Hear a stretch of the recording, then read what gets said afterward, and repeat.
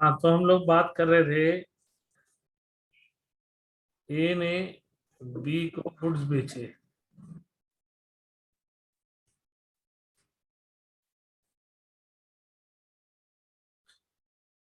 B ने बदले में एक बिल रिसीवेबल दे दिया एक्सेप्ट करके 30,000 रुपए का।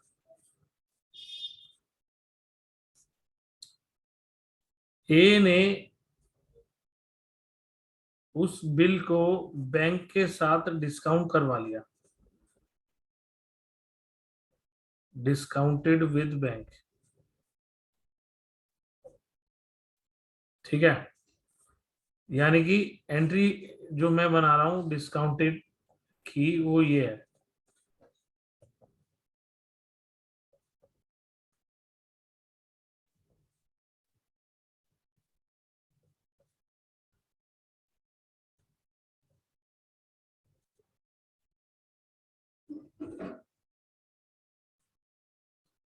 अब ऑन ड्यू डेट जब बैंक बिल लेके बी के पास गया तो बी ने बिल को डिसऑनर कर दिया।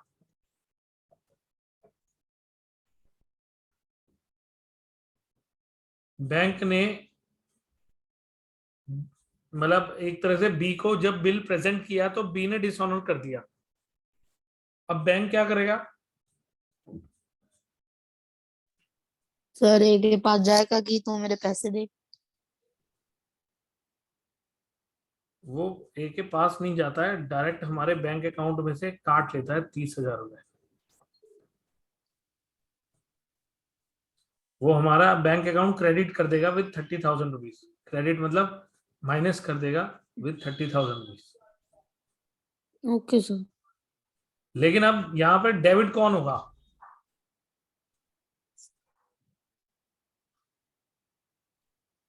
इसी वजह से कंफ्यूजन हो रही है। डेबिट कौन होगा? Debit sir B account. क्यों? सर क्योंकि हमने जो काटे हैं जो पैसे, वो तो बी के लिए ही काटे हैं ना, मतलब उसने बिल क्लियर करा है तो सीधा ही उसने। बी को डेबिट करेंगे क्योंकि बी अगेन हमारा डेटर बन जाएगा। अगेन हमारा डेटर बन जाएगा, यानी कि ये 30,000 रुपए हमारे से तो ले लिए बैंक ने, लेकिन अल्टीमेटली हम बी से लेंगे ये पैसे।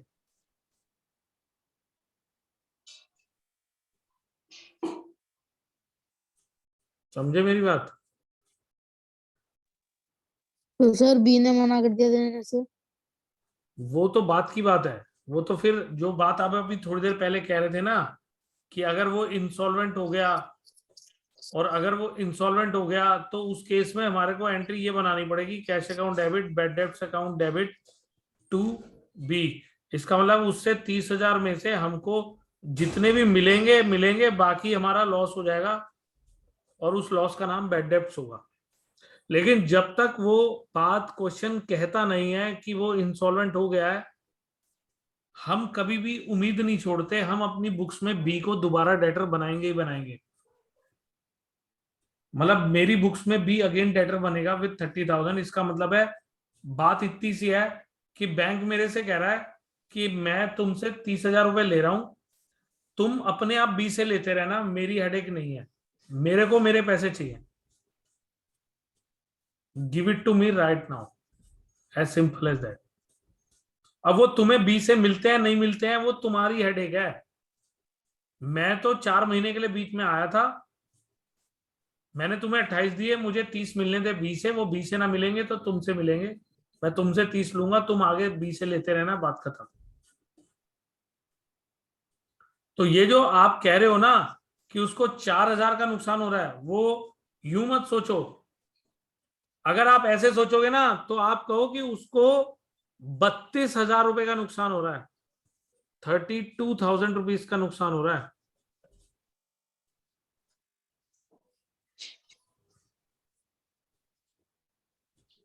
पूछो सर कैसे? 32,000। हाँ, सर 32,000 का कैसे होगा नुकसान जब एक बात बताओ, बैंक ने हमारे अकाउंट में से कितने लिए? सर 30,000। तो 30,000 का नुकसान हो गया ना थर्टी हमारे को। थाउजेंड तो सर दिए भी तो है 28। तो फिर वो जो 30,000 के गुड्स थे वो कहाँ गए? सर 2000 ही है। नहीं, समझ मैं कह रहा गया। हूँ 30,000 रुपए के गुड्स थे ना जो हमने बी को बेचे थे। Yes sir. तो सर वो तो बी के सर पास वो ही तो होंगे बी ना पे ही अभी। है अभी। इसका मतलब है, मैं यही तो कहना चाह रहा हूँ कि इसका मतलब है 30,000 रुपए हमें बी से अभी आने हैं ना। सर फुल साइकिल हो गई, आके चले गए, अब वापसी बी ने हमको देने हैं। वही तो कह रहा हूँ, तभी तो मैं वर्ड बोल रहा हूँ कि वो यस अगेन सर। डेटर मान रहे हो ना उसको। Yes sir, again later. अगर आप बी को डेटर नहीं मानते हो तो फिर पूरा 30,000 रुपए का नुकसान हो गया ना आपका। तो इसका मतलब है बी, आपकी बुक्स के हिसाब से ना बिल रिसीवल नाम का कोई असेट बचा और ना बी नाम का कोई डेटर बचा। तो जब दोनों में से कोई असेट नहीं बचा तो इसका मतलब मेरे पैसे कहाँ गए? वो तो गए। Bad debts. वो तो गए ना। इसका मतलब है आपने उनको एक तरह से लॉस कंसीडर कर लिया पूरे 30,000 को। यही तो मतलब बैठ गया। देखो, इस चीज को मैं आपको दोबारा से ऐसे समझाता हूं, ध्यान से मेरी एंट्रीज देखना बुक्स ऑफ ए की जो मैं बना रहा हूं।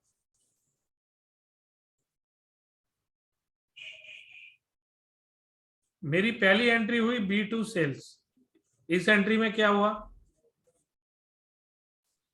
बी को हमने गुड्स दे दिए। ऐसे बोलो, हमने बी को डेटर बना लिया। बी को डेटर बना लिया। ठीक है, 30,000 से बी यस को सर। डेटर मान लिया। फिर बी ने एक बिल रिसीवल एक्सेप्ट कर लिया। इस एंट्री में क्या हुआ? सर बी ने बिल रिसीवल एक्सेप्ट कर लिया जो उसने तो इस गुड्स एंट्री में खरीदे। हुआ ये कि बी नाम का डेटर हट गया और उसकी जगह बिल रिसीवल असेट बन गया। यही मतलब हुआ ना? Yes sir. यही मतलब हुआ ना? बाकी लोगों से भी पूछ रहा हूं। यस मेरी सर। Yes. फर्स्ट एंट्री में क्या हुआ? सर बी डेटर बन गया। बी डेटर बन गया। बी डेटर बन गया। दूसरी एंट्री में क्या हुआ? बी डेबिट से बी डेटर, मतलब डेबिटर डेटर नहीं रहा। हट गया। डेटर से हट गया और बी आर असेट बन गया। यही मतलब हुआ ना? Yes yes sir. सर। मतलब इन अदर वर्ड्स मैं कहूं कि एक असेट कम हो गया, एक असेट बढ़ गया। Yes sir. ठीक है, अब मैंने क्या किया, मैंने सोचा 4 महीने कौन इंतजार करेगा, बैंक से डिस्काउंट करवा लेता हूं बिल। तो मैंने bank account debit discounting charges debit to B R करके बी आर नाम के असेट को हटा दिया अपनी बुक्स में से और मैंने बैंक से पैसे ले लिए। आज की डेट में मेरा बैंक बैलेंस बढ़ गया। ठीक है, समझ गए? और अब मेरी बुक्स में ना तो बी नाम का कोई डेटर है ना तो बिल रिसीवल नाम का कोई एसेट है, क्योंकि दोनों के अकाउंट खत्म हो चुके हैं, पैसे मेरे पास आ चुके हैं। पर 28,000 आए हैं, 2,000 का मैं नुकसान मान लिया। ठीक है, यानी कि मेरी डील यहीं पे ये खत्म हो गई ना। मतलब एक तरह से पूरा कॉन्सेप्ट यहीं खत्म हो गया ना। Yes sir. मगर 4 महीने बाद क्या हुआ कि बी ने बिल डिसऑनर कर दिया। तो अभी जब बिल डिसऑनर होता है, जब बी बिल डिसऑनर करता है तो बैंक तो मेरे से पैसे लेगा ही। ये जो मैंने 30,000 लिए हैं, क्रेडिट किए हैं, इसका मतलब है बैंक ने मेरे अकाउंट से काट लिए। बैंक ने मेरे अकाउंट में से काट लिए पूरे 30,000 रुपए। बिल डिसऑनर होता ही बैंक मेरे अकाउंट से काट लेगा।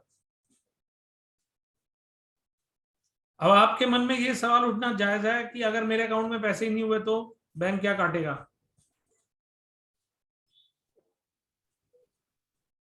समझ रहे हो ना? Yes sir. Sir overdraft overdraft बात बताओ। ओवरड्राफ्ट भी पर 30,000 का।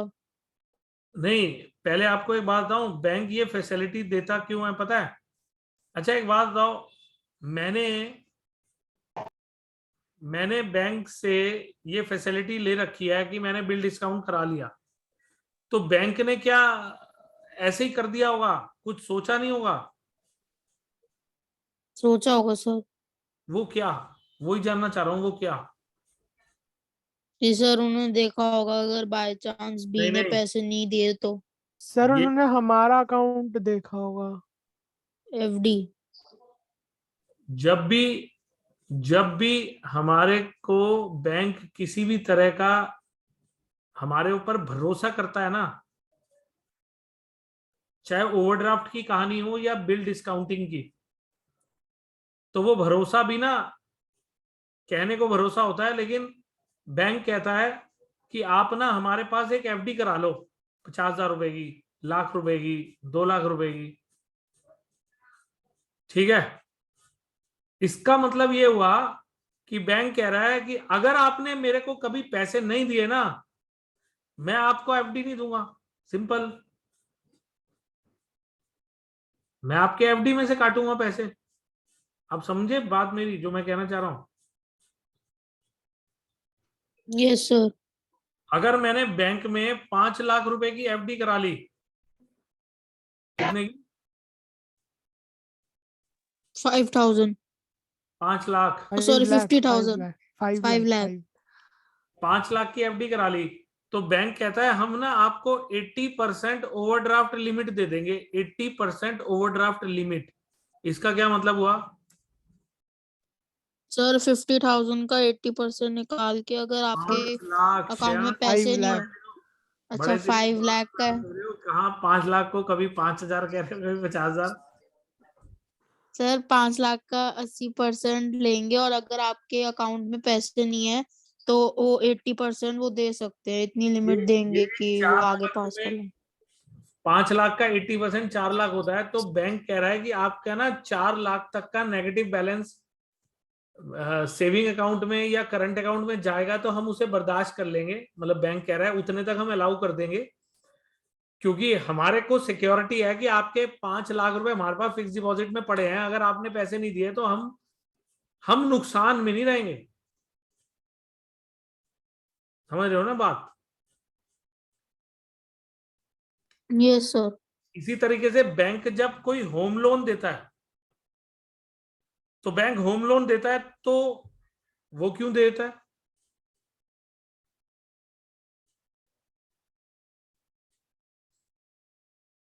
वो होम लोन क्यों दे देता है?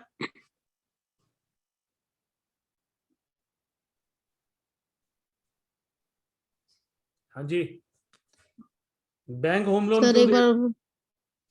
अगर बैंक हमको कोई होम लोन दे रहा है तो वो क्यों दे देता है?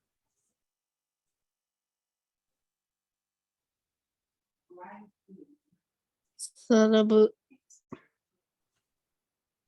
पता नहीं। हमारे वो हमारे घर के पेपर्स रखता है। इसको सिंपल शब्दों में बोलूं तो हम अपना घर गिरवी रख रहे हैं बैंक के पास। सर कोलैटरल देते हैं हम उसको अपने घर। हाँ, उसको एक और टर्म यूज की जाती है, मॉर्टगेज। मोर्टेज। यानी कि हमने अपने घर को गिरवी रख दिया बैंक के पास।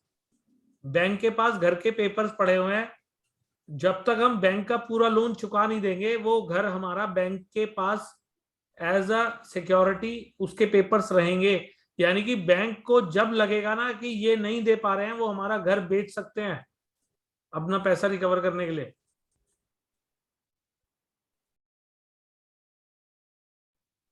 आप समझ यस रहे हो सर। ना तो मैं कहना चाह रहा हूँ? यस इसका सर। मतलब है बैंक हम हमारे को कोई भी फैसिलिटी देता है तो वो ऐसे ही नहीं दे देता, उसके पीछे कहानी होती है। कभी फिक्स डिपॉजिट होता है, कभी घर के पेपर्स होते हैं, मतलब कोई ना कोई सिक्योरिटी होती है।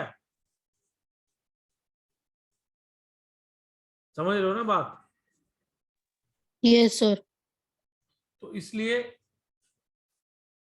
मैं कहने की कोशिश ये कर रहा हूं कि बैंक ने अगर हमारे को एक बीआर के बदले में पैसे दे दिए तो वो इसीलिए दिए होंगे क्योंकि हमारा बैंक के पास कोई एफडी भी चल रहा होगा, तो बैंक को इस बात की तसल्ली होगी कि अगर पैसे इनकी पार्टी ने नहीं दिए तो इनसे तो मैं वसूली लूंगा।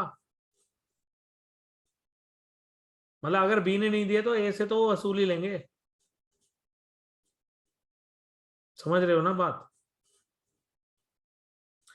तो यस सर। इसलिए अल्टीमेटली बैंक क्या करता है, वो हमारे अकाउंट में से काट लेगा और हमारे को, अब हम अपनी बुक्स में डेबिट किसको करेंगे?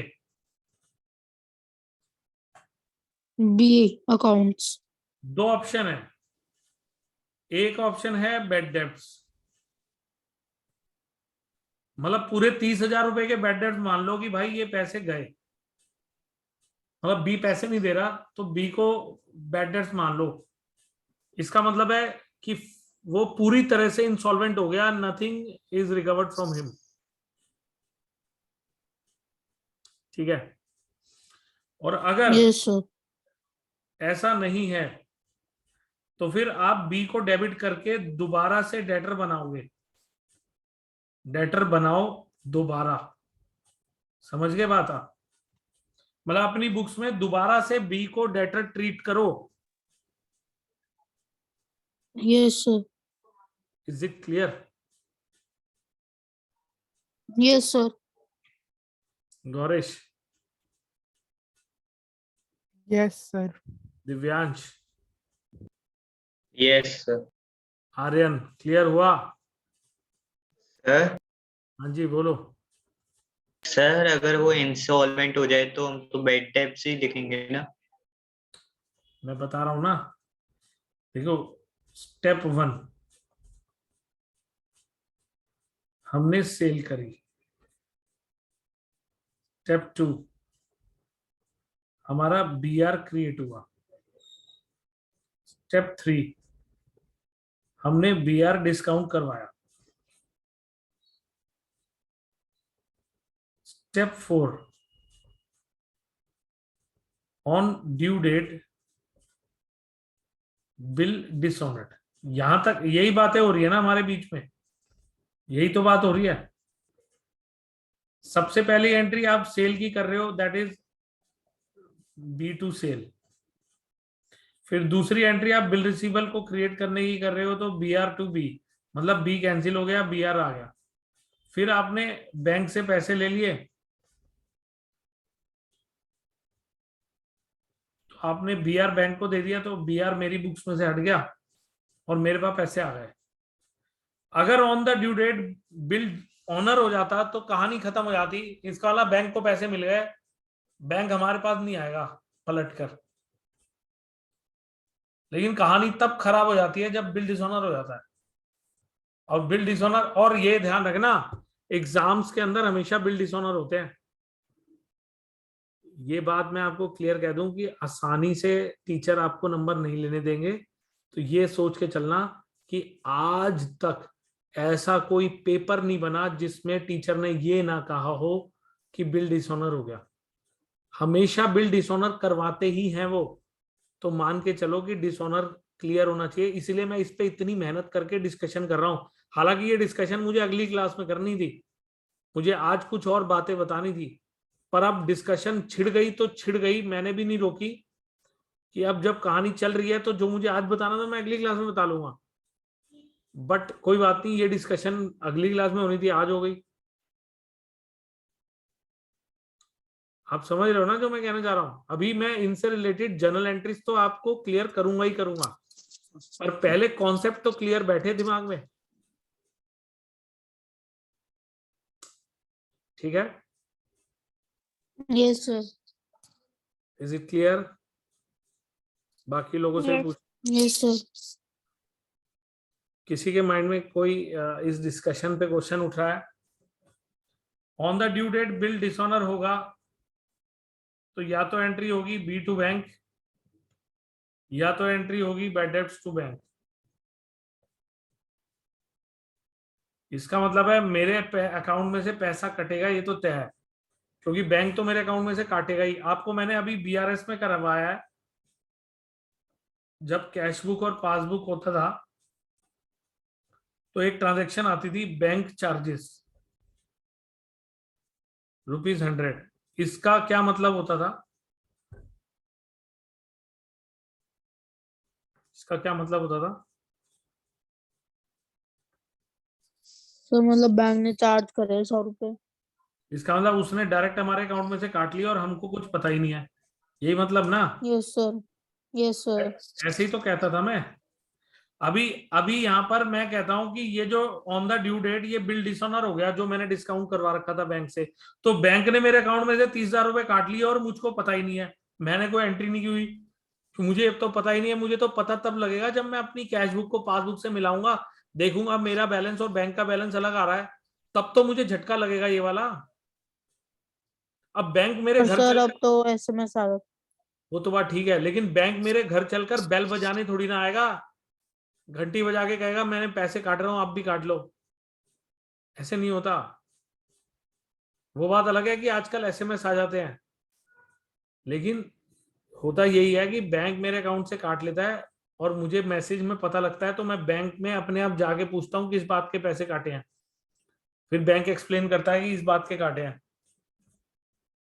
अब चाहे वो किसी भी चीज के चार्जेस हों।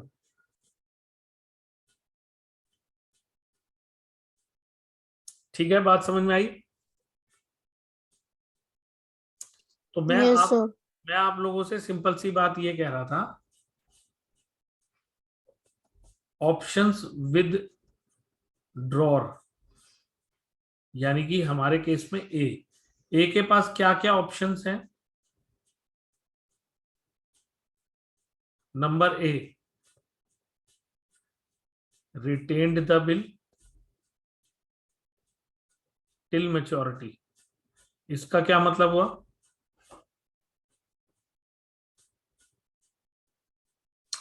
कि सर जब तक उसकी मेच्योरिटी नहीं आ जाती बिल की, हमें बिल संभाल के रखना है। हाँ, मतलब यानी कि 4 महीने का बिल है तो 4 महीने तक ए ने उसे संभाल के रखा, 4 महीने बाद पैसे मिलेंगे ए को। ठीक है। Yes sir. दूसरी ऑप्शन मैंने बोली, discounted the bill with bank, यानी कि बैंक के साथ हमने बिल डिस्काउंट करवा लिया, मतलब बैंक से हमने पहले ही पैसे ले लिए और बिल बैंक को दे दिया कि मेच्योरिटी डेट पे आप बी से पैसे ले लेना। थोड़ी देर के लिए मान लेते हैं कि बी ने मेच्योरिटी डेट पे पैसे दे दिए, तो वो बैंक को मिल गए, बात खत्म हो गई। बैंक ने हमको पहले दे दिए थे, बैंक को बाद में मिल गए बी से, चैप्टर खत्म। ठीक है। सर एक क्वेश्चन सा पूछना था। हाँ बोलो। सर अगर बैंक से ही वो बिल खो जाए तो फिर वो बैंक की मिस्टेक है, तो बैंक का नुकसान है उसमें, हमारे से क्या कर लेगा बैंक? तो फिर सर हम हमारे उस अकाउंट से पैसे तो नहीं काट सकता ना वो। हाँ, अगर वो हमारे अकाउंट से पैसे काटेगा तो he has to return us the bill. ये तो हो ही नहीं सकता कि वो हमें बिल रिटर्न किए बिना पैसे काट ले, उसको हमें बिल रिटर्न करना पड़ेगा,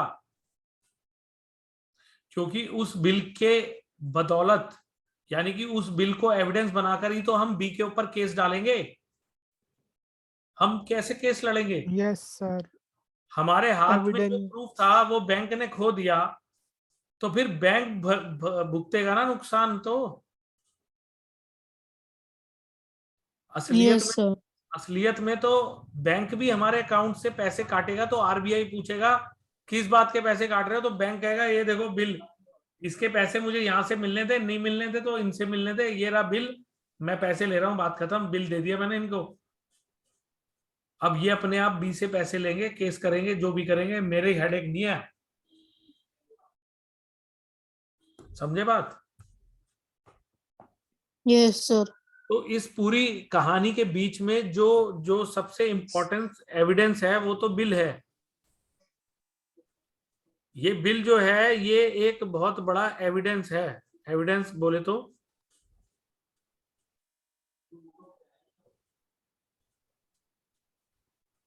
एक सबूत कि मैंने पैसे लेने हैं बी से, ये इस बात का सबूत है। तो मुझे वो पूरे 30,000 रुपए कोर्ट दिलवाएगी बी से, कोर्ट। समझ रहे हो बात? Yes sir. कोर्ट दिलवाएगी 30,000 रुपए मुझे बी से, बैंक बीच में से हट जाएगा, लेकिन मैं और मतलब ए और बी ये दोनों तो रहेंगे चैप्टर में, क्योंकि एक सेलर है एक बायर है, तो दोनों को बीच में तो इन्वॉल्व होना ही पड़ेगा। ठीक है, तो एक ऑप्शन नंबर 1 थी retain the bill, option number 2 थी discounted the bill, option number 3 होती है endorsed the bill to someone. Endorsed the bill to someone का मतलब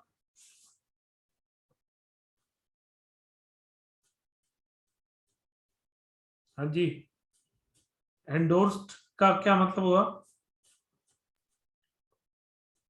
सर हमने किसी और को दे दिया। हमने किसी के पैसे देने थे, हमने उसे कहा तू बिल ले ले हमसे, और ड्यू डेट पे बी से पैसे ले लियो। Yes sir.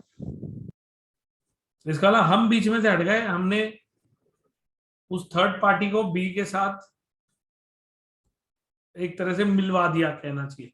सर हमने अपना बिल किसी को पास ऑन कर दिया। हाँ एग्जैक्टली, ठीक है, हमने अपना बिल किसी और को पास ऑन कर दिया, किसी थर्ड पर्सन को पास ऑन कर दिया, उसको कहते हैं एंडोर्स करना। किसी तीसरे इंसान को दे दिया, जैसे ए और बी दो पार्टी थी, अभी एक तीसरी पार्टी सी आ गई बीच में, तो हमने वो बिल सी को दे दिया, बैंक की जगह सी आ गया। अब सी उसको डी को दे सकता है, डी उसको ई को दे सकता है, ई उसको एफ को दे सकता है। 4 महीने बाद बिल एफ के पास है, तो एफ जो है वो बी को बिल प्रेजेंट करेगा और पैसे ले लेगा, बात खत्म। इसीलिए इसको बिल्स ऑफ एक्सचेंज कहते हैं, क्योंकि ये बिल एक्सचेंज हो सकता है। It can be treated like a currency. ठीक है, बात समझ रहे हो? Yes sir. लेकिन अगर ये बिल डिसऑनर हो गया तो कहानी उल्टी हो जाती है सारी।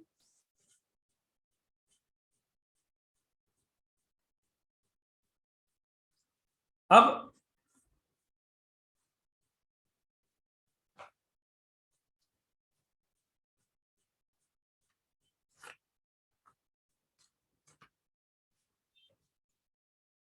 ये देखो 10 रुपए का नोट दिख रहा है,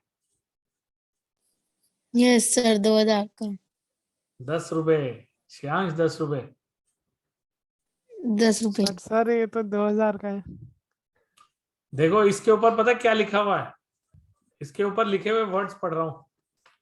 I promise to pay the bearer the sum of 2000 rupees.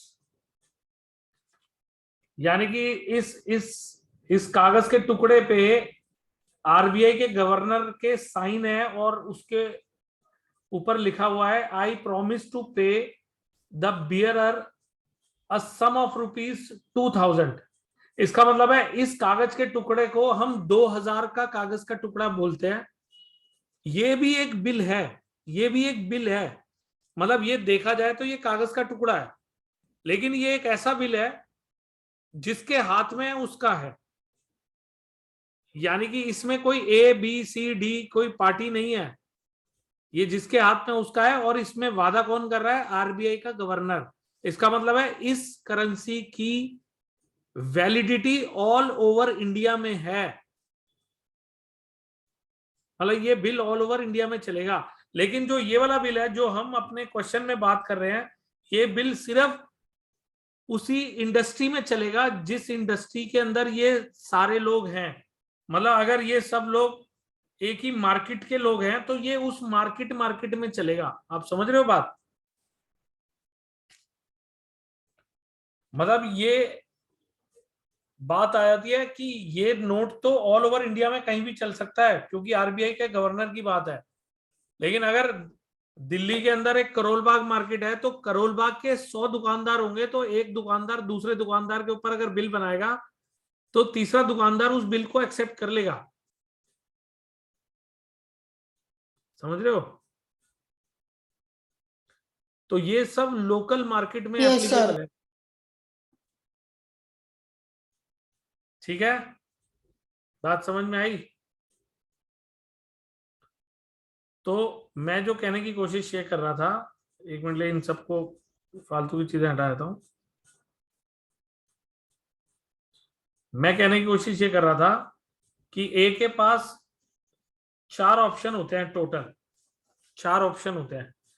एक, retain the bill till maturity, दूसरा डिस्काउंटेड द बिल, तीसरा एंडोर्स द बिल, और चौथा send the bill to bank for collection.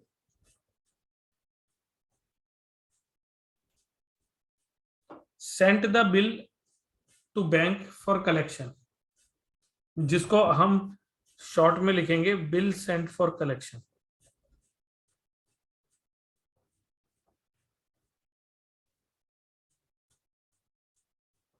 इसका क्या मतलब हुआ?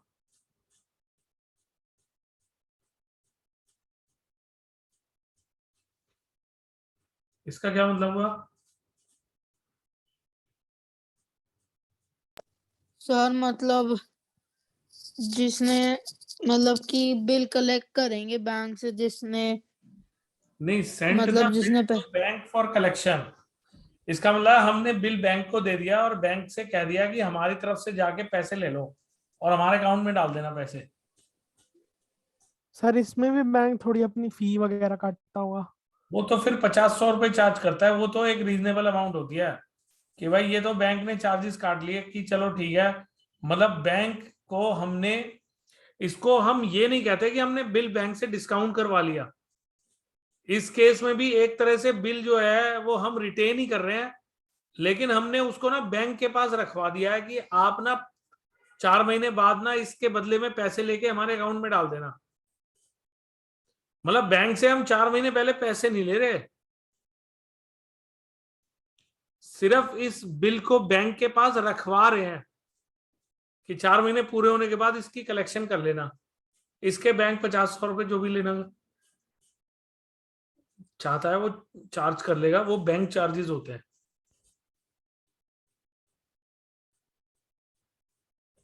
ठीक है, वो बहुत रीजनेबल अमाउंट होती है, 50, 60, 70, 80, 100 जो भी होगी। समझ गए? तो ये जो चारों ऑप्शन आपको दिख रही है, इन चारों ऑप्शंस की आपको टीचर बोलेगा कि हमको जर्नल चाहिए। मतलब इसकी भी जर्नल, इसकी भी जर्नल, इसकी भी जर्नल, इसकी भी जर्नल, मतलब आपको चारों की जर्नल पता होनी चाहिए। और चारों केस में ऑनर्ड की होगी तो क्या होगी और डिसऑनर्ड की होगी तो क्या होगी। मतलब आपको दोनों बातें क्लियर होनी चाहिए कि अगर बिल ऑनर हुआ तो क्या होगा, डिसऑनर हुआ तो क्या होगा। समझ रहे हो जो मैं कहना चाह रहा हूँ? Yes sir. तो क्वेश्चन बहुत इंटरेस्टिंग है, समझ आ जाएगा तो सिर्फ जर्नल बनानी है। और कुछ जर्नल एंट्रीज के अक्सर ये क्वेश्चन मैंने किसी स्कूल में 6 मार्क्स का भी देखा है, 7 का भी देखा है, 8 का भी देखा है, 9 का भी देखा है। मतलब मार्क्स की बात कर रहा हूँ। 6 मार्क्स का भी देखा है मैंने किसी के स्कूल में, 7 का भी, 8 का भी, 9 का भी। तो अक्सर ये क्वेश्चन 8-9 नंबर का होता है और वो मुझे तो फ्री के 8-9 नंबर लगते हैं, क्योंकि ये जर्नल एंट्रीज बहुत सिंपल है। एक स्टोरी की तरह चीज सोचते जाओ और ये वाले रूल्स लगाते जाओ। मतलब मेरे को तो ये वाले रूल्स लगाने में बहुत मजा आता है। सिंपल सी बात है, एक रूल असेट्स का, एक रूल लायबिलिटीज का। इसमें तो खैर यही 2 रूल लगते हैं, प्लस माइनस और ये प्लस माइनस। एक असेट डेबिट करने से बढ़ता है, क्रेडिट करने से कम होता है, और एक लायबिलिटी क्रेडिट करने से बढ़ती है, डेबिट करने से कम होती है। यही 2 rules again and again, again and again, again and again लगते रहेंगे। या फिर कोई अगर अगर इनमें कंफर्टेबल नहीं है तो debit what comes in, credit what goes out भी लगा सकता है। मुझे नहीं अच्छे लगते ये वाले रूल, लेकिन फिर भी कोई पसंद किसी को है तो मैं मना नहीं करूंगा। Debit the receiver, credit the giver, और debit debit all expenses and losses, credit all incomes and gains. ठीक है, ये क्लियर है? बस ये रूल सोचते जाओ, एंट्री बनती चली जाती है अपने आप। और अभी कुछ क्वेश्चंस कर लोगे तो आपको रट्टी जाएंगी एंट्रीज, इसमें कुछ है ही नहीं, बस वही एंट्री बार बार रिपीट होती है। तो ये क्वेश्चंस बहुत आसान है, बस थोड़ी सी एक स्लाइड मेहनत है। मतलब ये इकलौता वो चैप्टर है जो अगर मैं सही बोलूं तो पास करवाता है फाइनल्स में। फाइनल्स में पास करवाने वाला चैप्टर यही है। ठीक है, yes sir. Is it clear? Yes sir. Sir. तो चलो ठीक है, आज की डिस्कशन हुई, मगर कोई काम नहीं दूंगा आज। कल क्लास लूंगा, उसका काम मतलब पहले कुछ करवाऊंगा तब काम दूंगा। ठीक है, ये दोनों क्लासेस जो दोनों बार मैंने आपको लॉगिन करवाया, इनकी मैं रिकॉर्डिंग अभी अपलोड कर रहा हूँ दोनों की। ठीक है, कल का टाइम मैं आप लोगों को बता दूंगा, मोस्ट प्रॉब्ली दोपहर ओके को सर। दूंगा। Okay sir sir. तो बता दो टाइम, मेरी क्लास होगी दोपहर। देखो कल संडे है, मोस्ट प्रॉब्ली 2 या 3 बजे का ही टाइम रखूंगा मैं। सर मेरा 1 से 4:30 बजे तक होगी क्लास। इतनी बड़ी कौन सी क्लास आ गई? टेस्ट है फिर क्लास है।